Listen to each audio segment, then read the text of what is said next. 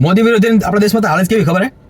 જે અમે ઓલો જોક્સ છે ને કે બે મિત્ર બેઠા હોય અને એક મિત્રને કે ઓલો તો 10મા પરીક્ષા આપે, તો બીજો એમ કે અરે પરીક્ષા તો જેટલાય આપે, હવે કે બધા પાસ થોડા થાય, થોડા દી પાસ મળે.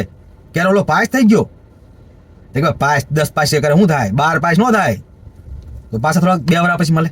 તો ક્યારે ઓલો પાસ થઈ ગયો કે પાસ તૈયાર રાખે, હવે જેટલાય પાસ થાય આપણા દેશમાં નોકરી બોકરી ન મળે એને તો પાછા થોડા ટાઈમ પછી મળે.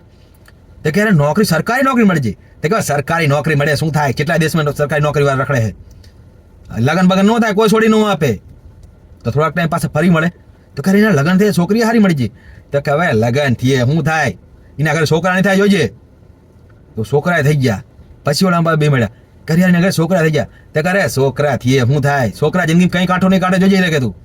પછી ઓલો દોસ્ત કે પાસો વર પાસો, તારા હામું કોઈ જોતું નહીં, તને કોઈ બૈરું નથી આપતું, ઓલા ઘરે છોકરા થઈ ગયા એટલે તારું તો જો, તને કોઈ હામું નથી જોતું. એટલે હકીકતમાં આપણે વિપક્ષવાળાને એવું જ છે કે અરે ભાઈ તમે મોદી સરકાર પડી જાય 5 મહિનામાં પડી જાય, 4 મહિનામાં પડે, મોદી રાજીનામું આપશે, આમ કરે એમ કરવા કરતા તમારી પાર્ટીનું જો હાવ તળિયે બેસી ગયા, હવે કંઈક જોવો અહીંયા તો કંઈક સારું થાય, બાકી એનું બળતરા કરવામાં તમે બરબાદ થઈ ગયા.